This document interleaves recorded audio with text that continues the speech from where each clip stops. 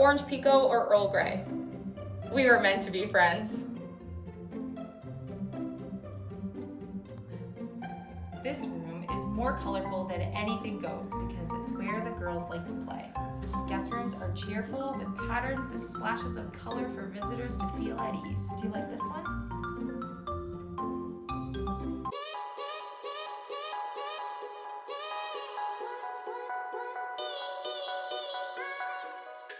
My name's Elysia English and welcome back to my channel. If you're anything like me, when you start seeing hints of spring outside, you start thinking about all the spring projects that you can tackle around the house. I'm a plant lover, so usually some of my projects involve plants. So we have a new family edition we're so excited to show you. I'm also prepping for my spring table setting projects that I'm working on. So I need to do a few things now to get ready for the next couple of weeks when I start getting to those projects. As you can see, we have a new family member that we're quite enjoying, and we've decided to name him Groot. We need a few supplies to take care of him properly. Groot is a fiddle leaf fig tree, and we need a list of supplies to properly take care of him, so we're heading to Home Hardware. My son Dayton loves plants, and he's excited to head to Home Hardware so we can pick up the supplies that we need to take care of our new friend.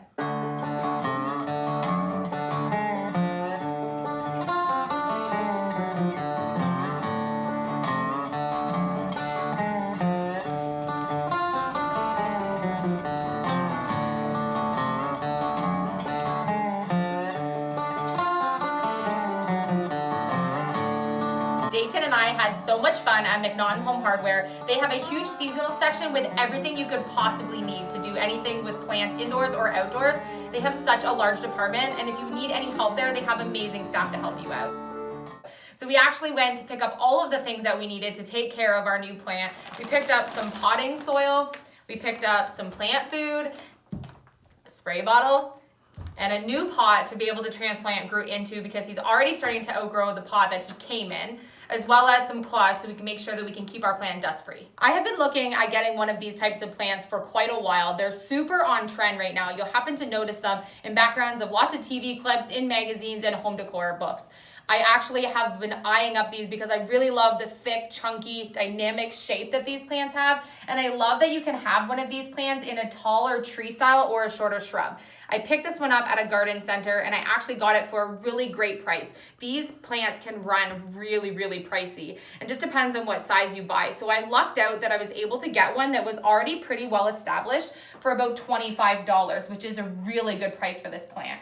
I think it was in pretty good condition when I got it. It just had this one leaf that had a little bit of browning, which is no big deal because I'm actually wanting to propagate one of these to see if I can make myself a second plant without having to purchase a second plant.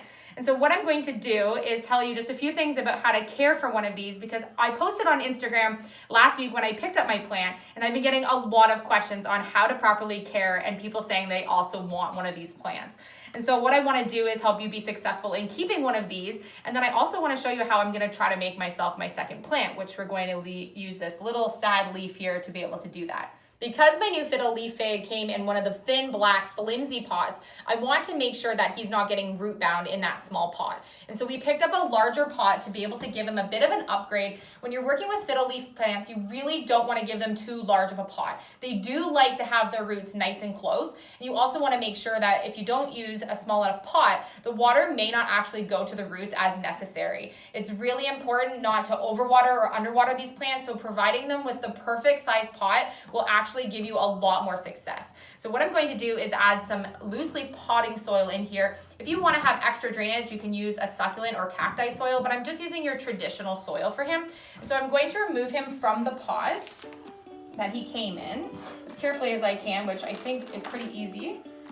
And I'm going to add some soil to the bottom of my pot. I've chosen a pot that has a drainage system in the bottom to make sure that I don't get any water bound along the bottom roots to cause any molding or rotting of my roots of my plant. So I'm going to add a whole bunch of soil to the bottom. And then I'm going to put my plant in and then fill up the rest of soil. I'm going to just very, very gently loosen him up just a little bit, but I don't want to damage any roots, so I'm going to be really careful doing this along the bottom. Just gives the roots a little bit of a looser access to be able to start to bond themselves with the soil that you've put in the bottom of your pot. I'm going to put him in and then fill it up with soil. the messy part.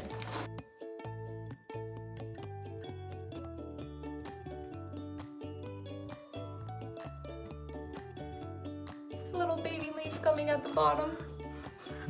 Baby Groot. Baby Groot leaves. I am Groot.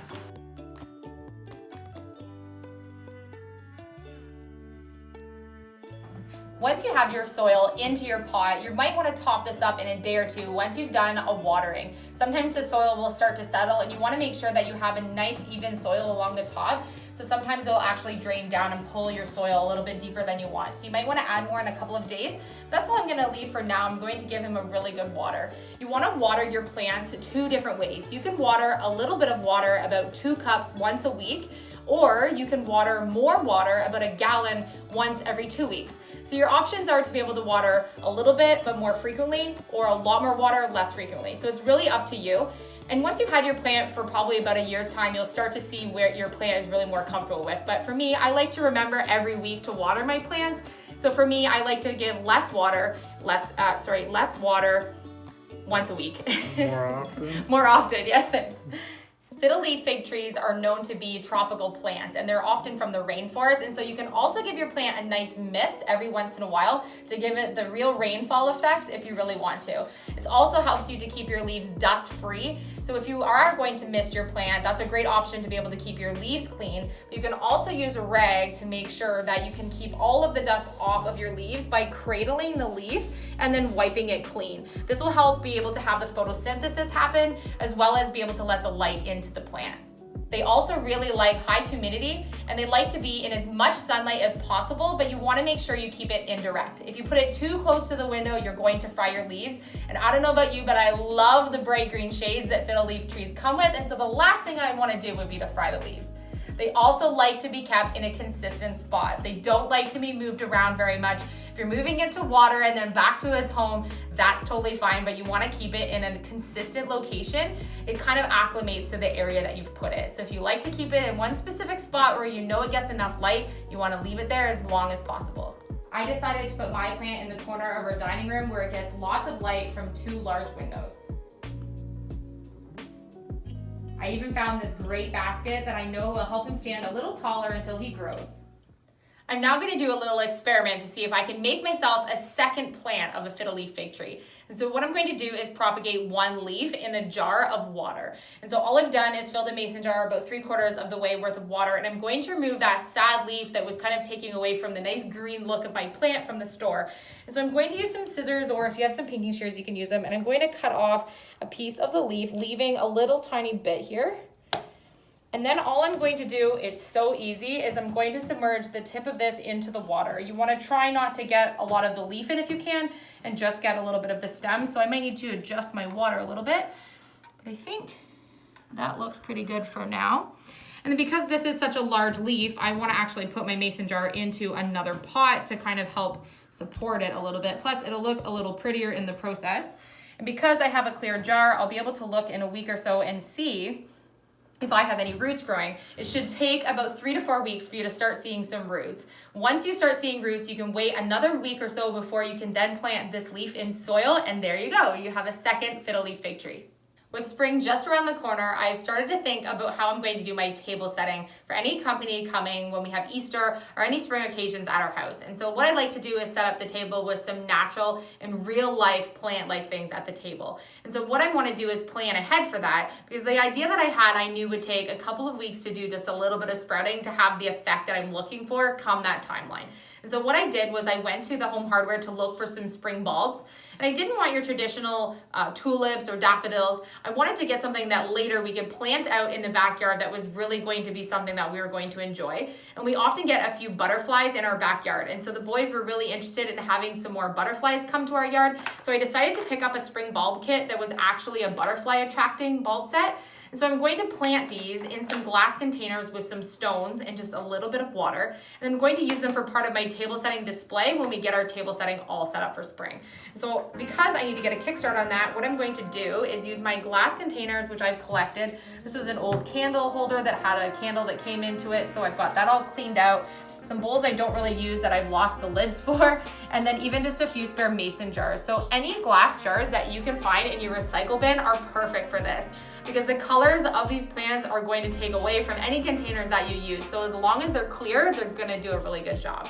So I'm going to fill the bottom of all of these with some stones that we picked up at our local beach. We live just 7 minutes from Lake Erie, and so we like to go there and be able to find some things that the kids like to collect, like rocks and sticks and stuff. So we washed some stones and we're going to put them in the bottom of our containers.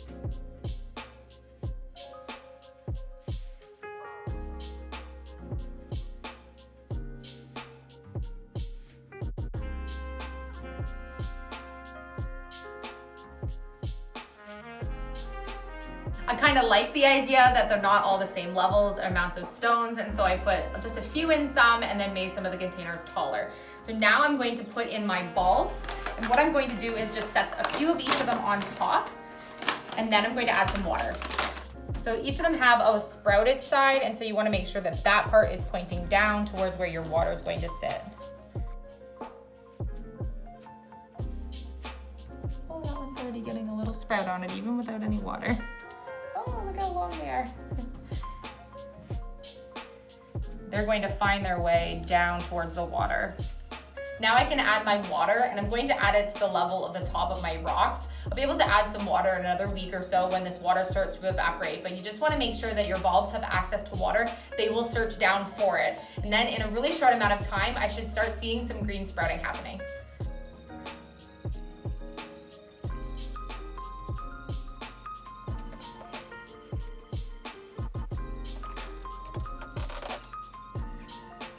I'll be checking back on these guys periodically, but we get a lot of sun into our dining room right in the middle of our dining room table. So this is actually the perfect spot for me to do a little planting experiment. And I love the idea of being able to have real life things growing on the table and not buying flowers that are already picked for me, and just being able to see and have the kids be able to watch that these plants are growing. We do a lot of planting projects with the kids, and so they absolutely love seeing these types of things growing in the house.